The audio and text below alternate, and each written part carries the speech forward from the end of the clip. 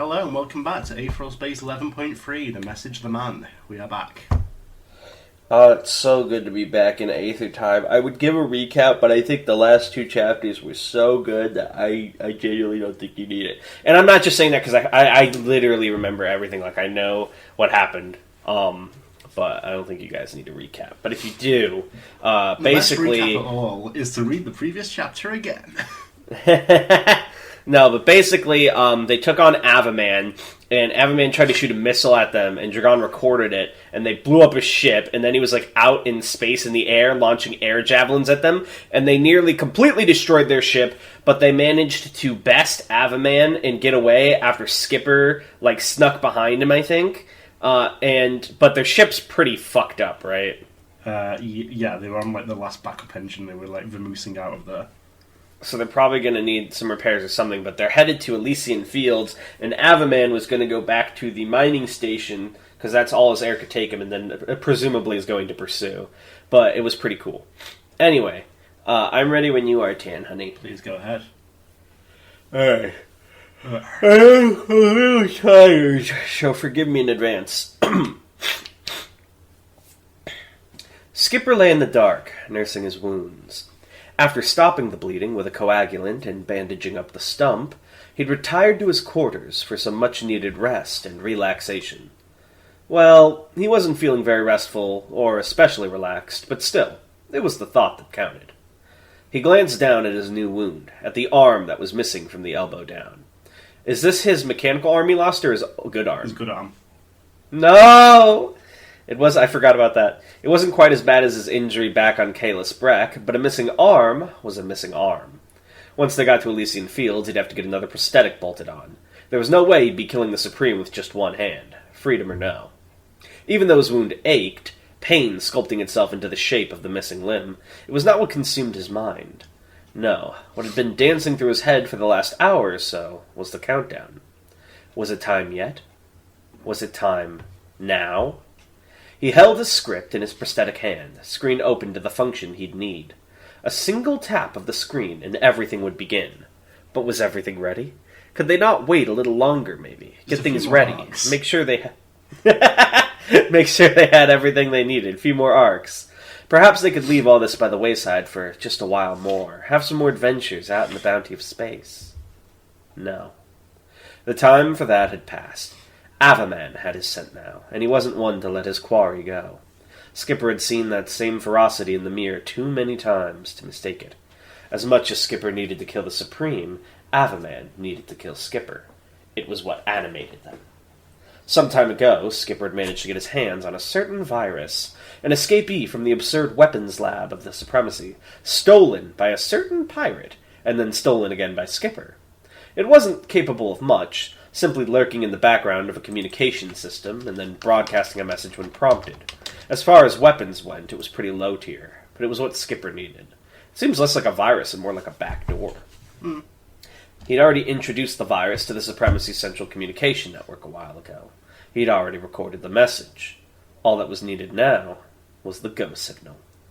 They were almost at Elysian Fields. There wouldn't be a better time than this. Maybe when you have another arm again?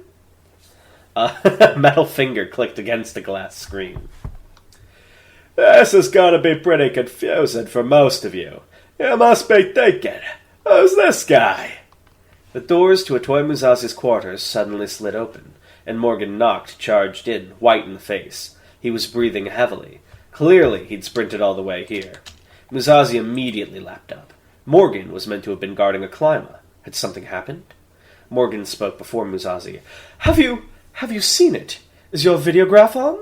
Musazi shook his head, confused. Seen what? What are you talking about?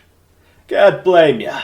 Sorry for interrupting your shows, folks, but I need to make a little announcement here. Commissioner Marcella Caesar watched with keen interest as the message played on the holographic screen before her. On that screen, floating in the air, the image of a man lying on a couch could be seen. It was not a man familiar to her, but those eyes... Oh, they were familiar to her. Those eyes held the killer instinct of a born warrior, something she prized in her own special officers. This was the second playback of that message, and she was listening just as intently as the first time.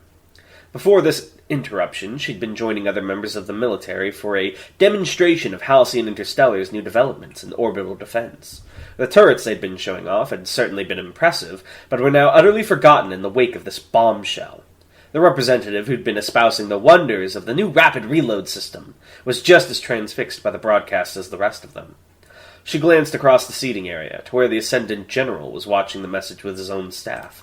Alexandrius Tull had a deep frown on his face as he took the words in, again and again. Nobody had said it out loud, but it was clear what this would bring. Marcella's gaze returned to her girls. Michael Kerberos tore her eyes away from the main screen long enough to grin back at her. Marcella's personal bodyguard was a pungent woman with scruffy white hair that hung over her eyes in a way. Sorry, I actually forgot to end that sentence. In a way that reminded one of a puppy. There we go. Her uniform, for lack of a better word, consisted of little more than scraps of metal and fabric arranged in such a haphazard way that provided slightly more protection than a swimsuit. That feigned grin on her face was proof enough, though. She, at least, understood what this meant. Marcella's personal aide, Daria Todd Harlow, seemed much less excited. She swallowed nervously as she watched the message. Is it Daria or Daria? Daria. Daria. As she watched the message, bright blue eyes flicking between it and Marcella every couple of seconds.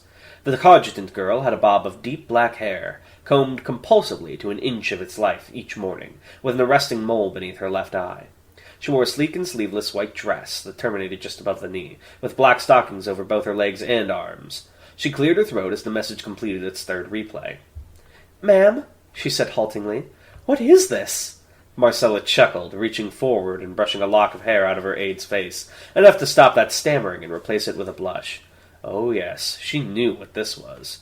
She was no fossil like Toll. When she saw a disruption like this, she couldn't help but feel her heart tremble. "Opportunity," she purred. "Well, introductions are in order first of all. The name's Zachariah Esmeralda. In the great city of Match... In the great city of Match's Match... Sorry, that's March, it should have been. Match's March. Okay, I was about to say... Traffic, both pedestrian and vehicle, had come to an utter halt. Each head was looking up at the message that had replaced the constant advertisements on the skyscrapers, and every ear was listening to the words echoing throughout the urban jungle.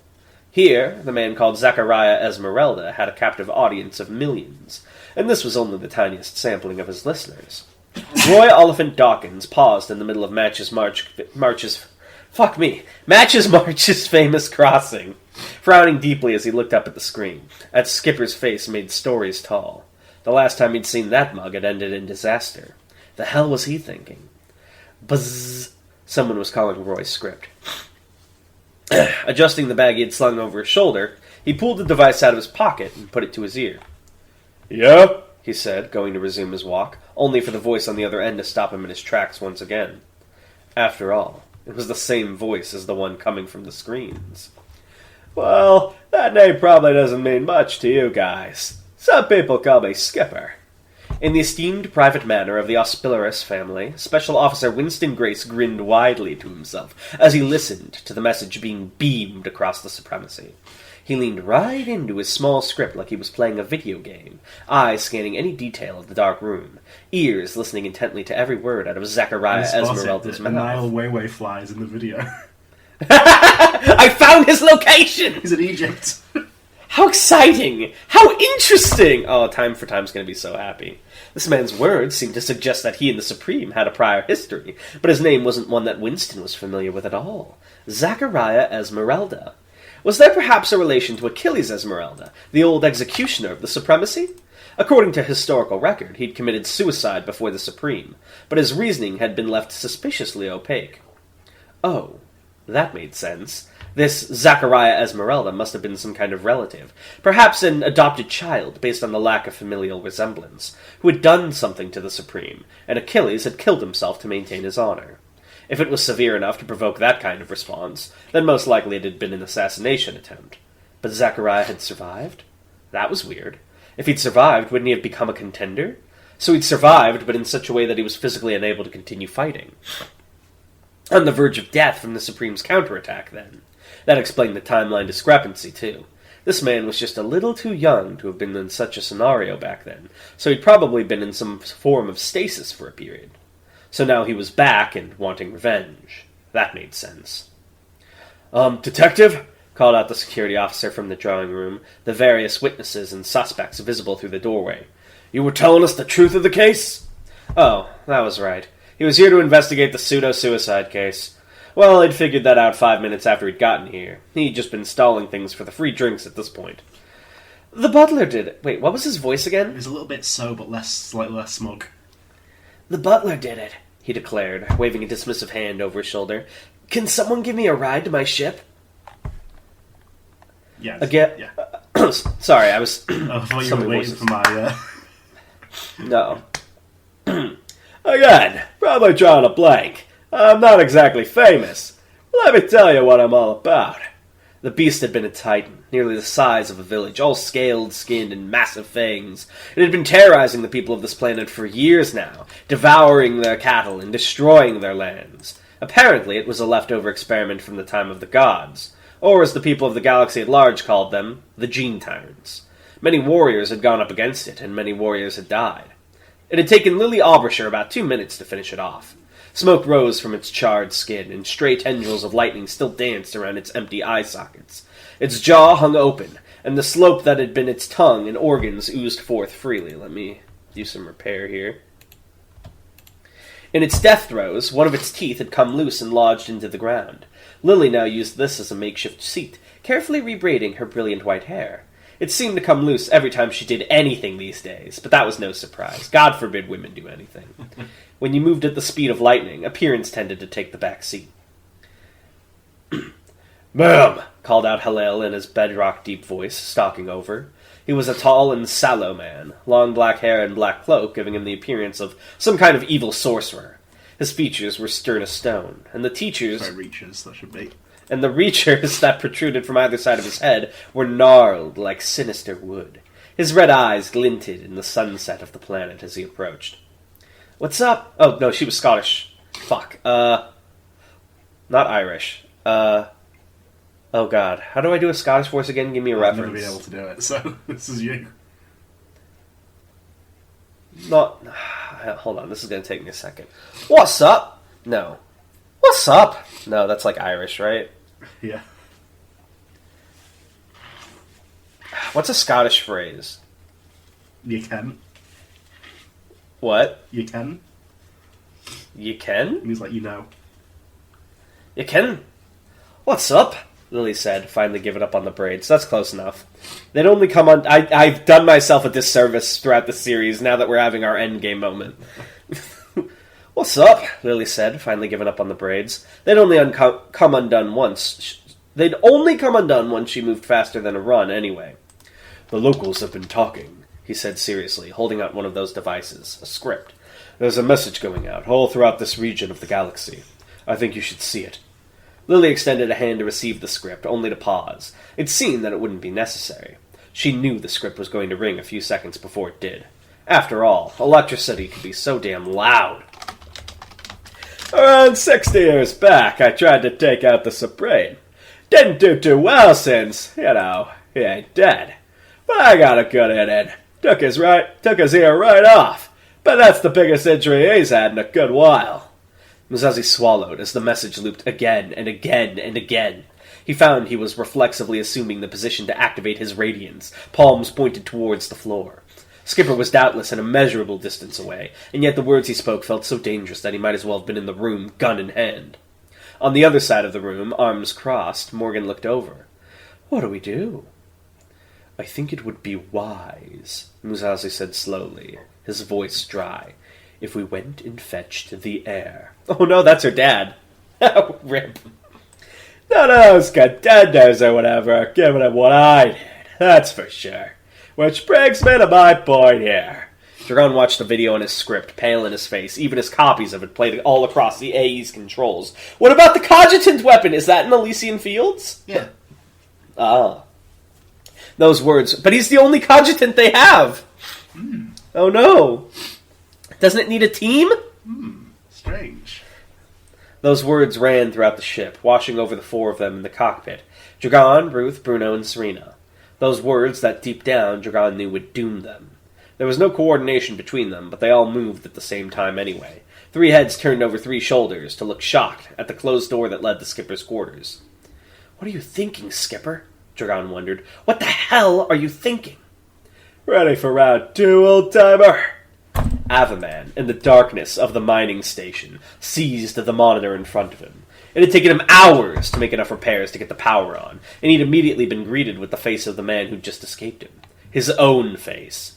His blood boiled as he heard the final words Zachariah Esmeralda said. Old-timer, old-timer. He had called God old-timer. Such disrespect, such disregard. Unforgivable, unforgivable!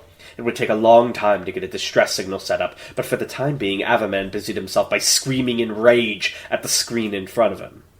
"I am. I'll be waiting in Elysian Fields." Popcorn. Wu Ming laughed out loud to himself as he watched the video playing on the videograph screen, ignoring the hushed silence of the other viewers. He was at premiere for one of the new October Jones videographs, and had just been about to die of boredom when this interesting little event had taken over the monitor. As loud complaints began to bounce around regarding the interruption of the movie, he kicked his feet up on the next row and watched keenly, ignoring the withering stare of his aide. "Skipper, huh?" he laughed. "I knew you were an 11 out of 10, man. A 12. Hey! Look, Wu Ming agrees with me. Yeah, that's because he gets it. He's on the evil side, but that's how he gets it. Break whoever you want. On her balcony aboard the Cheshire, Paradise Karen smiled softly to herself. The prisoner was never wrong. With a flick of her wrist, she clasped her holographic screen onto the massive space before her. I can't believe she knows magic. No, I'm kidding. The balcony aboard the Cheshire could of course not look out into the void directly, but the inside was so dark to pretty much be the same. The gargantuan face of Zachariah Esmeralda continued to issue his challenge over and over, that cocky grin on his face, words rewriting the world. She could feel it already, like a rumbling waiting to make itself known. Now then, how could she use this to eviscerate that Atoy Musashi? Sorry, let me correct that. That loathsome Atoy Musashi. Loathsome? Let's have fun. The Hellhound twitched warily as, for the first time in years, the Supreme stood up from his throne. This man had never occupied much of the Hellhound's thoughts, despite the hefty pay he received for occupying his current position as a contender. The Supreme, to him, wasn't so much different from the throne he sat on, furniture, something constant yet irrelevant. And yet, in that moment, the Hellhound found himself holding his breath with lungs he did not have. Dust cascaded off the Supreme's massive, muscled body like a waterfall. His joints cracked with the intensity of gunshots. There was a series of loud clicks as his chapped lips opened into a bright white grin. He had not been dead, but all the same this was a vision of a man returning to life. Colour seemed to return to his skin and light blonde hair, and the long sigh he let out of his lips was the first breathing he'd done in a while. But still, that grin. Hey, I saw your Supreme art. He is not blonde. He is now. Does he otherwise look the same? Yeah, no. I love that image. Still, that grin. From his position on the floor, all the Hellhound could see of the Supreme was that grin. His eyes and the rest of his face were obscured from view by his wild hair and the oppressive darkness of the throne room. Even so, though, that huge man was surely rapt with attention at the message before him. What was the name of that guy? Like, Godfrey! Yeah. Godfrey from Elden Ring? Imagine that guy. Yes. As the message ended, though, a new sound overtook the room. A quiet chuckle that intensified into loud and hearty laughter. The Supreme sighed, before he slammed a fist down onto the arm of his throne, utterly shattering it. "Hell yeah!" he bellowed, voice bouncing off the walls. "Yes, I like that. He's calling me out. That's awesome. Elysian Fields." His head snapped towards the Hellhound. "Hey, where is that? Is it nearby?" It had been ages since the Supreme had last spoken, but there was no sign of it in his voice. It was titanically deep, yes, but also strangely jovial, more like a person you would meet down at the bar than a head of states. With the way he jumped out of his throne and the obvious excitement in his posture, he seemed more like a big kid than anything else. The Hellhound ran a quick search for his connection to the network. "Elysian Fields," he said, artificial voice, smooth and calming, with but a tinge of beastliness. "The site of one of the last battles of the 1,000 Revolutions. Abandoned since then. Given distances, would take around 5 days to muster significant forces there. Really? 5 days? Ah! He clutched his head. Okay, I'll tell you what. You let everyone know. Grab the special officers and the other contenders and let them know to meet us there. We'll make it a whole thing. He snapped his fingers. It's gonna be great, yeah? Seemingly satisfied, he began bounding off out of the room. Is he not intending a one-on-one, or does he just want it to be like a show? Maybe, perhaps we'll see his intentions. The Hellhound nodded. Sure, what will you do? Supreme skidded to a halt, running a hand from his coarse beard as he turned his head. For the first time in a long while, there was light in his eyes. He grinned. Me? Old Zachariah was nice enough to send me a whole damn invitation. I'm getting myself presentable. It was the slightest thing, perhaps not even intentional, perhaps just the result of the excitement of the situation, but it happened all the same. The tiniest spark of golden aether ran down the Supreme's cheek, and the sheer light of it was enough to blast away the shadows. I have a question, and perhaps we won't see it till he's fully using his aether, but does the Supreme have an aether tick? We do not know about that right now. Ah! Deep in the darkness of the Cheshire, the prisoner smiled. And so it begins. I wonder if his aether tick is like OP and that contribute. Like his aether tick is like his skin becomes impenetrable or some shit. Let's have fun. Let's have fun. Let's have fun. Let's have fun. As the technicians of the Supremacy's communication network finally regained control, the end of the message began to look oop.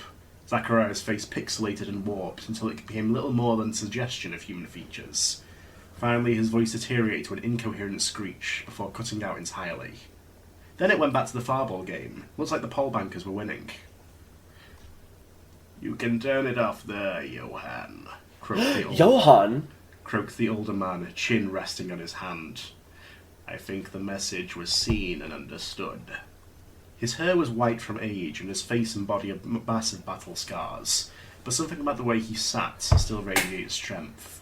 One eye had been lost long ago, the socket left empty and open to the world, but the other, glinting gold, watched keenly enough for 100.